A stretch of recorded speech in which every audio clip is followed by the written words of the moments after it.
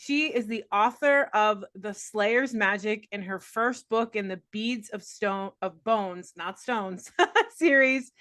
CJ Hosak is here on the show today. CJ, how are you? Good. I am so excited to talk about your book. Um, Excited to hear about your background. You have a master's degree in public history, and I love this too in your bio, right? You if when you're not writing, you are either quilting, costuming, or traveling. You are a wannabe. How did you put it in your bio? You're a wannabe Dress Victorian historian. dress. Dress historian. um, so welcome to the show. I think it's going to be a lot of fun today. At what point did you decide with your master's degree in public history? How did you decide you wanted to become a writer? So actually, it starts way before then. Before I got my master's, I had my bachelor's, and I had four small children at home, and I always had this thing where I wanted to write a book. I don't know. I didn't really do any writing when I was young much or anything. I wasn't like some people write when they're teenagers or when they're kids. I didn't do that. But I really loved books, and I really had this desire to write a book. Um, and so I, when my children were small, I got up every morning before they woke up, and I wrote, and I finished a novel. Not to date myself, but this was like kind of pre-internet. And so I finished it. I was very, very excited. I printed like 10 copies, gave it to my friends and people I know. I have a friend who actually was publishing his mom's books at the time, gave it to all these people, and no one could read it. Basically because it was a rough draft, and it wasn't, and I had studied history. I could write a journal article, but prose is a whole nother animal. So I was exceedingly discouraged, and I just thought, well, I just don't have talent for writing, and I gave up. But I was very uh, sad about that for around, it was about 20 years Wow. I gave up. Um, and then in that interim, my kids were growing up, and my baby was a junior in high school, and I decided um, I'm going to go back to school and get my master's because I had been mostly a stay-at-home mom. I coached preschool gymnastics while my kids were growing up. My boys were gymnasts. So I was just sort of involved in all of that with them, and with getting close to being an empty nester, I'm like, what do I want to do when I grow up? And um, I thought a master's in history would be. I could go back to school. I could like teach like a community college. That was what I was wanting to do. So uh, I got signed up for there's actually an online history master's. I got signed up for that, and I did that, and I discovered, oh, they have this emphasis in public history. And I had been introduced to public history in my bachelor's degree kind of unknowingly. So public history is teaching history to the public instead of in a classroom. So a museum is public history, an archive is public history. Thank you. Because I was sitting here as you're talking, going, what's the difference between public history and history? But thank you for framing that for me because now I get it. Yeah, so you learn how to take care of collections in a museum. You learn how to store documents, and all the things that go with all of that, and also how to create exhibits and that sort of thing. My senior thesis was an online exhibit that I did about the women of World War I and World War II and their role in that. So I graduated with that and tried. I live here in the Seattle area in the Pacific Northwest. Kind of don't have a lot of museums here. And the market for public history is really flooded because that's how they pitch a history degree. It's like, oh, but you could go work in a library, you could go work in a museum, and you're not limited to teaching in a classroom. And so I tried to get a job in a museum, and that we have the University of Washington has a musology program, and the kids from that, they like our local historical society, our little local museum here, they hire kids from they have the kids from UW come in and put on exhibits and stuff. So those are the types of people they tend to hire up here, is the kids from the musology program that they've worked with, and not little old me who did an online public history degree. So I tried teaching. We don't have an alternative route to licensing in Washington State, so all I could do was emergency substitute teaching, which I actually tried and didn't love. And so I was making money just having no, background or experience, except for, helping out in the office at the gymnastics gym. I was just doing like whatever temp jobs I could get, or contract work, data entry type stuff, and was having a rough time with those jobs because everyone I did was like, I don't know, borderline abusive. Oh no. Oh no. And so I was really kind of in despair because I couldn't make the museum thing work. I couldn't make the teaching thing work. I was really not loving what I was doing in the business field wise. I was really, really in despair, and I happened across an author that I really love. They actually teach at a university, and they put their lectures for free on YouTube. And I happened across one of these, and and he was like, "Well, writing's good for you. You know, why is it that if you if you play basketball a couple nights a week, nobody comes up and asks you when you're gonna play in the NBA, but if you tell people you're a writer, they say, when you gonna be published, right?" And so it was just like my mind just exploded, and I was like, oh, and they were like, you don't sit down at a piano and play a concerto. You have to practice. And it was like, oh, I have to practice. And I was like, I can do this. I can be a writer. Yes. And so I took a couple months, and I was like, am I going to do this? Am I really going to do this?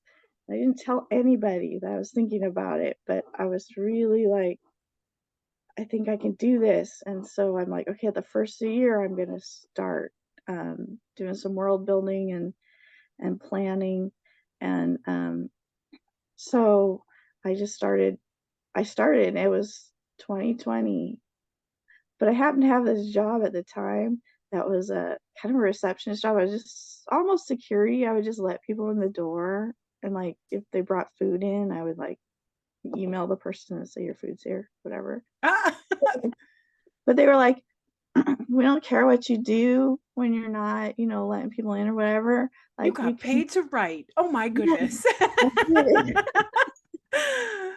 That's amazing. You landed, like, what else could you do? right? What a way to pass the time. um, Exactly. And I was sort of trapped at the desk because I couldn't, it was sort of security almost. So I had to be relieved if I had to go take a break or whatever. And so for 8 hours a day, I'm stuck with nothing else to do. So I pretty much finished the first draft of this novel that's in that. amazing. I Yeah. love that you said, like, I just started. Like, once you realize that you needed to practice and you let yourself be okay with that, like letting that perfection go, it's such a powerful place to be at, right? Because you're like, well, now I can just take another step. Like, it could be easy just to stay with the I'll never be a writer. But once you had that reframe, it's like, nope, I'm going to do it. And you just got started and you landed in literally the perfect place to do it.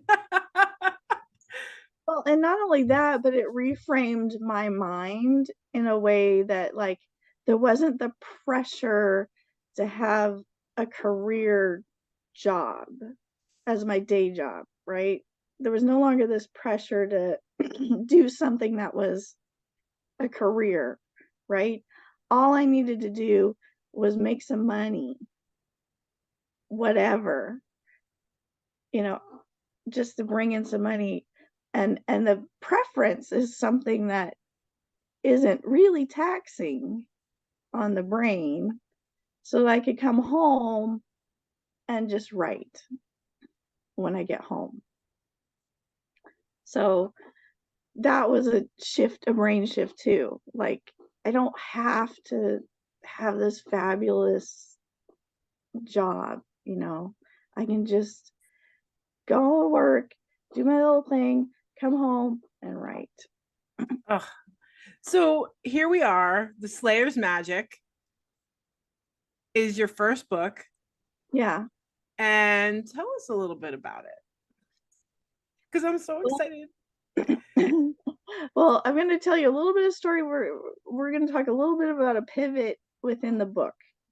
So I wrote that draft at that job, and then I actually sent it to some people to read, and they actually read it and finished it. Yay! So I was like, well, I rewrote it a couple times I was really worried. The worst thing was like to have them not be able to read it again, right? I was really worried, but they read it and they liked it. They had good feedback. I did another revision, and then I set it aside and started pitching it, trying to get an agent. And while I was doing that, I went ahead and wrote book 2 and book 3. Um, uh, and then I knew that it had a problem. When I wrote that, my idea and concept for that book was, underlying it was, I wanted to capture some memories that I had from my childhood with my brother. He's I call him my brother. Our parents never got married, but we kind of grew up together and we were close like that. And I really wanted to capture some of that. And so I wrote this book in a mindset of, because when we were together, we were pretty young. Like, I was like 8 to 10 years old. So I really put my mind there and wrote this story. And then when I went on to write book 2, I suddenly have them dating and stuff like that. And there's not that long of a shift in time between the two books in the story wise. And I knew it was a problem. I thought I could get away with it. But when my publisher agreed to publish it, he looked at it and he's like, well, now I want to be clear that he did not tell me to rewrite it, but he said, you need to pull these elements out of it. And I had a lot of playing with magic going on and stuff. Sorry, it's kind of early. You're good. I had a lot of playing with magic and stuff. He's like, can you pull that out and age it up a little bit so it matches with the other books better? And so I read through it. I hadn't even looked at the manuscript for like 3 years. And I read through it and I was like, the voice is really too young. So I'm like, okay, I'm going to have to rewrite this from scratch. Oh no. But that's So okay because you were prepared. I kind of knew that was coming. And I sort of realized that I'm really kind of a discovery writer. So that means that you don't I mean, I thought I outlined it, but I realized that not really, not the way that a lot of people really outline. So sometimes when you're a discovery writer, your first draft is your outline. So I'm like, yeah, it made sense, and I kind of knew it might be coming down the line, but it was a little hard to pivot to that. It's like if you ever worked really hard on something and then like the file disappears off your computer or something, you have to start over. Oh yes. And that like dreaded moment of like, oh no. Oh crap. Oh no, no, no, please no. Yes, I understand. And especially because like when you're when you're writing a book, like there's a very big difference between the writing process and the editing process and that refining process, right? And when when you're already putting the energy into writing that book, you get all excited and then you get to the editing and you're like, oh yeah, there's still work to do. It's not done. um and that can be a really hard pill to swallow because we put our heart and soul into the work. And I remember the first time when I got my first set of edits back for my first book and not really knowing, I'm like, okay, he's just going to edit it and we're going to do it for like spelling and punctuation. No, there was lots of notes. And I kind of got a little offended. I was like, what are you talking about? But when I gave myself a minute, no, he was right. Um, and being willing to take that feedback and letting yourself embrace that, like you get to go a little bit deeper, you're improving your book, but personally too, there's a transformation that's taking place because you're open to that change. And um it's a really I don't know the word I'm looking for, but like it's uncomfortably uncomfortable to be there. Like you don't want to be that vulnerable. Yeah, yeah, it's really hard to open yourself up to feedback and listening, especially when um you don't have a bunch of people telling you the same thing, but you're like, mm. And it was really hard for me in the first draft because I was trying to capture some of my childhood and some of those memories and things in a different world, but still it was sort of in honor of that, and so it was really hard to let that go. It Yeah, was because you have this perception of how it was, and you want to put that on the page, but that might not in that same way. Well, you're being very vulnerable and sharing that in the first place. Like this is real. You're transforming it into a space that's not. And you also need to make it match the tone and the voice of everything else that goes along in the book. So you were in this triangular, like I want to call it a love triangle, but kind of, yeah, pushing and pulling and yeah, like this place of like, what am I going to do with this? So how did you decide which direction to go? Like what made you settle into the feedback that you were getting, and how did you move forward? Well, since I had really been suspecting that for a long time, a lot of people have been telling me that, and I've been really hoping I could get away. um, I just started to replot it. I started to take the feedback that I've gotten from a lot of people. One of the favorite things that everybody has is my library that I have in my story. It's a library slash archive slash museum. In this world, it's really the center of power, um, because in my world, we have a hereditary magic, but you cannot inherit it unless you can prove your bloodlines on paper. Um, and so it becomes not your neighborhood local library anymore. This is like a center of power, and most people really love the library, and I said, okay, we need more library than what I had. And just using all the different tidbits that people gave me, I sat down with um, one of my writing community friends, and he just talked me through a whole new plot line. All the themes are the same, the characters are the same, we land in the same place, but how we get there is pretty different from the first draft. So if anybody's read that beta read that first draft, it's a lot different. Oh my gosh. How do you feel now compared to the draft that you had originally? Like you as an author. Yeah, it was that at first I was a little bit I still held a little bit of a from grudge, not really a grudge. I don't know, a little I was still a little miffed that I had to rewrite it, even at when as I got towards the end.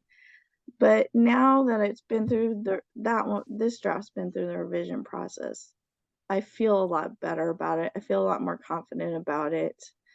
Um, I've been reading book 2 so that because I'm going to completely rewrite book 2 and book 3 Oh now. my gosh. I mean, I guess you sort of have to, right? Because you wrote those before you redid one. So I guess it Hmm. would make sense that you want to make sure that they align for that congruency.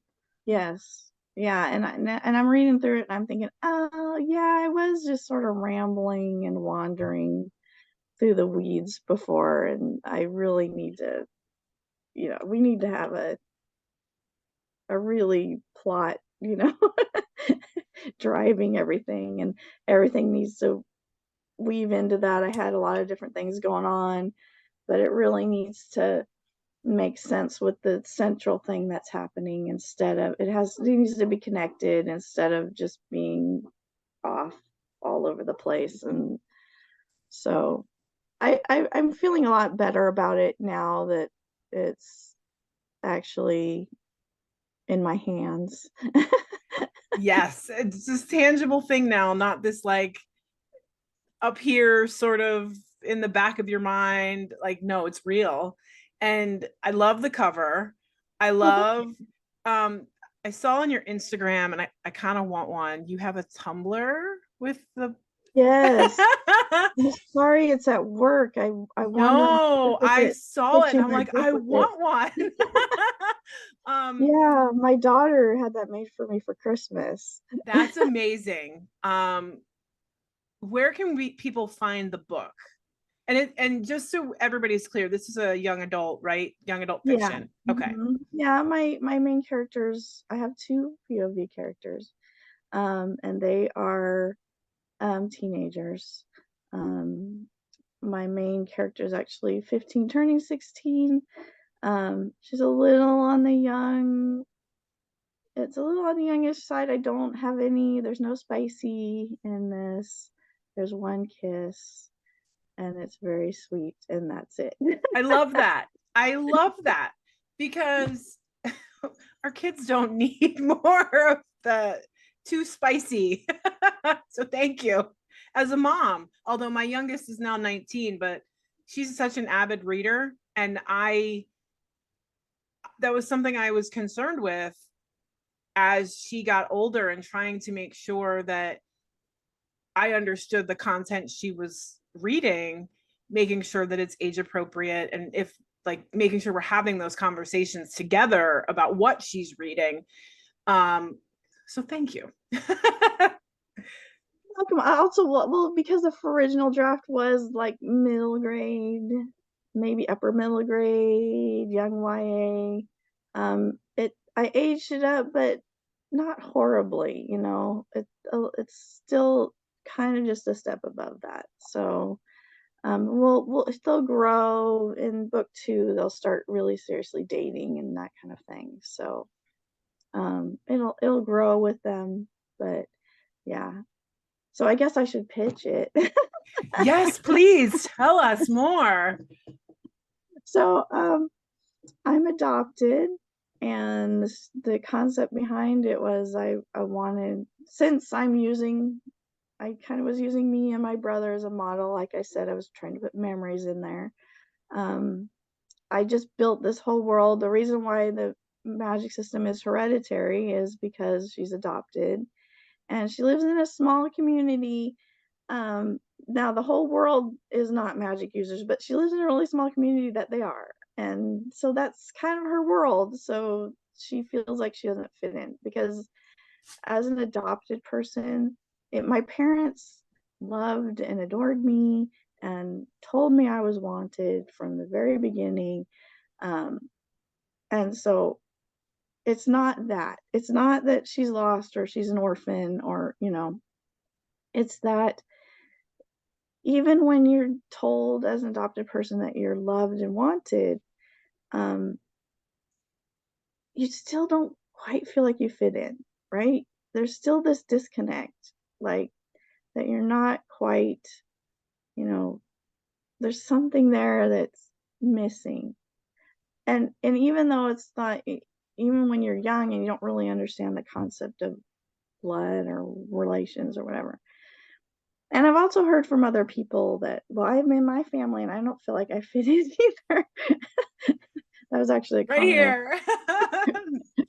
one of the reviewers said on Goodreads, and I'm like, well, that's what I'm speaking to. Speaking to you, anyone who feels like you're a little bit of an outsider and don't fit in. And so um uh she gets talked into by her brother, the other point of view character, this kid that, is the son of the father, that her mother starts dating.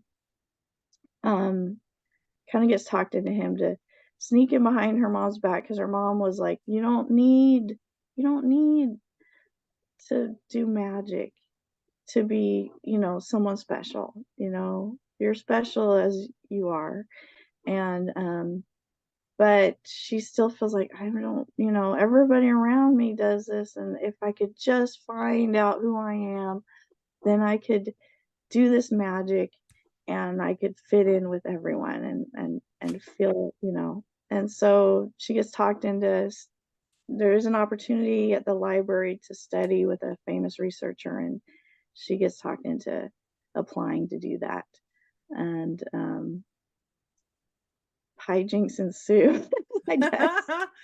Wow. I love it. So Beads of Bones, this is book 1. When will you be releasing books 2 and 3? um it should be, because my publisher, he's a small publisher, so he does a Kickstarter in June, for all the books he's going to publish that year, to help fund the publishing costs. And so the next, like, book 2 will be in this year's Kickstarter, and I imagine it'll be about the same timeline. So probably around March, April again next year. Yay. That's Um, what, and just I want to call out too, your publisher has been on the show. um, and Space Wizard Science Fantasy mm-hmm. is the publishing company, and they're doing amazing work. Um, he was on, oh gosh, a couple months back to talk about his book, How to Operate Your Body. Mm-hmm. And it was a great episode. So I love the work that they're doing. I'm so glad you get to be part of the organization because he really is doing great work to help independent authors in a way, like he's kind of merging the traditional and independent world of publishing. So that makes me happy. But I love working with him too. I mean,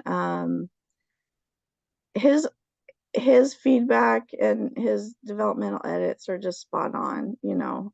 I have to agree, even if I'm like, I know we don't want to, but they're right. They're right. And you're like, I don't want to like you right now, but um, I think it's important because, especially for independent authors, there's the different parts of the writing process. And we started to talk about that, but the editing is where the polishing happens, and you're refining those ideas into a piece that really speaks to your target audience. You're polishing up the package, and it's easier to go through that part with someone who can give the feedback in a way that's supportive, positive, encouraging, and not demeaning. And yeah, I think for anybody out there who is trying to write a novel or a piece of nonfiction or a memoir, whatever it is, make sure that you have someone with you for the journey who can be that supportive voice. and it can take a while to find. I've tried a lot of different people, you know, for feedback. You know, I've handed it to a lot of things. I've involved in critique groups. Um, and when you're a new writer, you have to kind of experiment with that a little bit. You have to, you know, and some people hand it to you and be like, oh yeah, it was good, and say nothing, and you're like, that's not helpful. Right. And then other people, I did this critique group that they don't know me at all, and I mean, doing in their effort to do due diligence, I'm sure this was just like, oh, it's a critique group, so I need to like just nitpick every line pretty much. And it was like, I I can't I can't do this, you know. Especially I was doing it in the middle of drafting. Some people like writing groups while they're, you know, hand in a chapter and get feedback, and, you know, while they're writing, and that works for them. I discovered this does not work for me. Getting when I'm drafting, getting feedback afterwards is fine, but like it was making me want to jump off a cliff or something. It was like I can't. It's hard to I have keep up to. with the flow that way. Like, I think I'm with you, right? I want to write from start to finish. Let me get the whole thought out, as jumbled as it might be, Yeah. but let me get the thoughts out first, and then we can go back in chunks. And actually, that I think is how all of my books got. Yeah, I did them start to finish, and then we did like 3 chapters at a time. We could go back and really focus on refining and making better, or I don't want to say perfect, but You're right. making better those little chunks at a time. It was a lot easier for me to do it that way.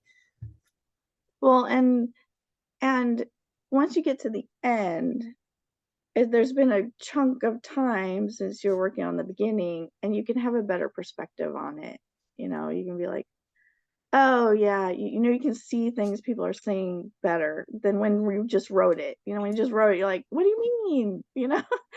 Yes, it's so important. Like, and you get to see your growth too, and I think that's important to remember. Like, you are growing as a person while and a writer while your story is emerging too. And so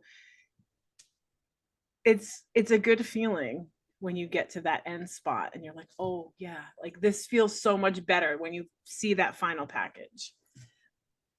And then the really hard part is after all the developmental edits and you do everything, like hitting that submit button and letting it go. Then it's out there in the ether and you don't know what's going to happen. Letting it go.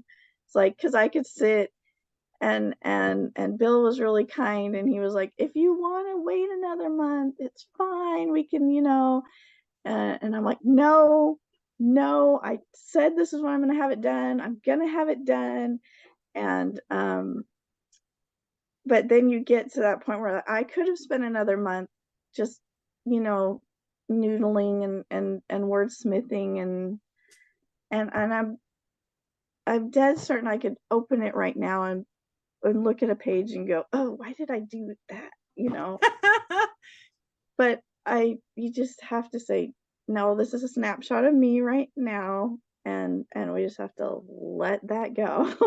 It's so true.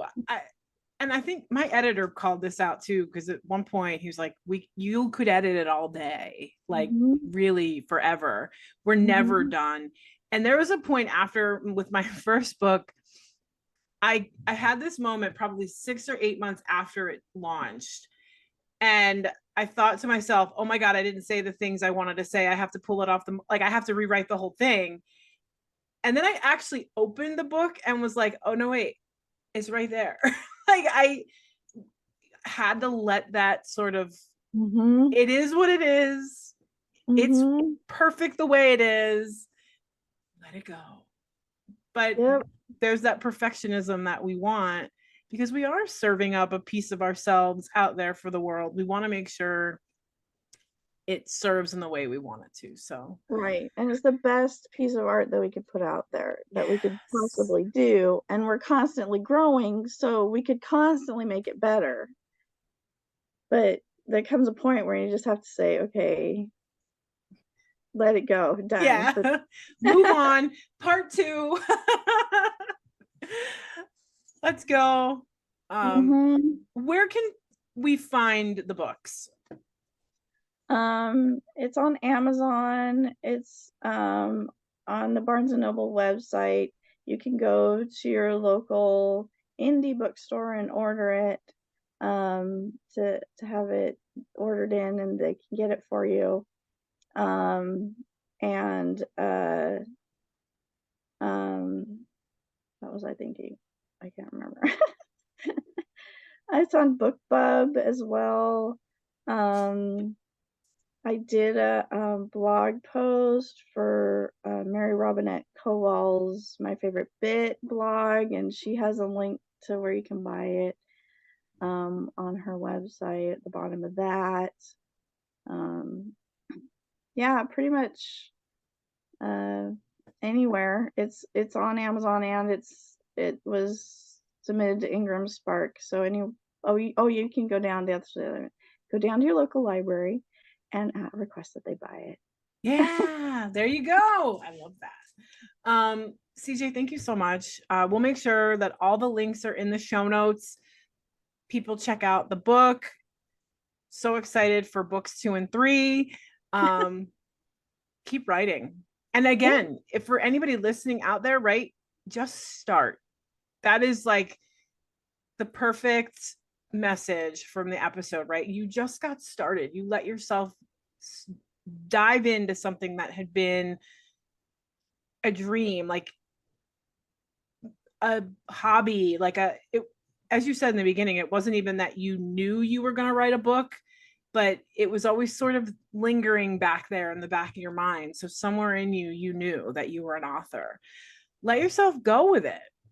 I'm so glad you did.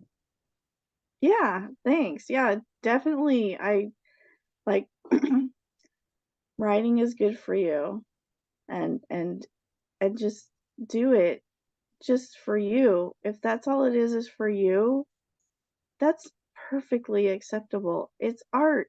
Sometimes we draw and paint for ourselves We don't plan to sell it to anyone, and that's okay. It's a beautiful art form, and very therapeutic. As you can tell, I put a lot of me into my book. Um, so do it just for you, if that's all it's for. Amazing. Thank you so much, CJ. I really appreciate it. Um, let us know when books 2 and 3 are ready to go. We'd love to have you back and share and see all the things and how you've grown and developed in that time as a writer. And I'm really excited for the next couple months for you. Thank you so much. Thank you for having me on. Absolutely. All right, everyone. Take care. Thanks so much for tuning into the Power to Pivot podcast today. Go check out the book. We'll make sure we got all the links in the show notes. Thank you.